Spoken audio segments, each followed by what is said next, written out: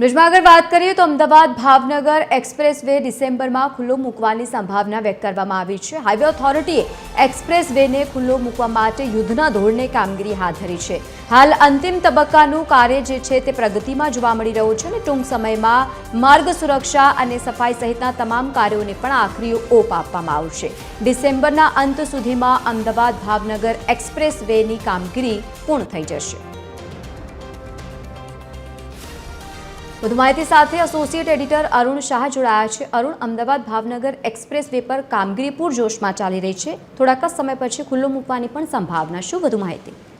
જી, વડાપ્રધાન નરેન્દ્ર મોદીનો જે ડ્રીમ પ્રોજેક્ટ કહી શકાય ને ધોલેરા માર્ગ, જે ધોલેરા સર અને જેના કારણે ઉદ્યોગકારો પર વધુ પ્રમાણમાં તે તરફ આકર્ષાય તે પ્રમાણેનો માર્ગ તૈયાર થઈ ગયો છે। તેના સંદર્ભમાં હવે અમદાવાદ ભાવનગરનો જે માર્ગ છે એ ખાસ કરીને જે નેશનલ માર્ગ છે તેને ટૂંક સમયમાં ખુલ્લો મૂકવામાં આવે તે પ્રમાણે ચક્રો ગતિમાન થયા છે।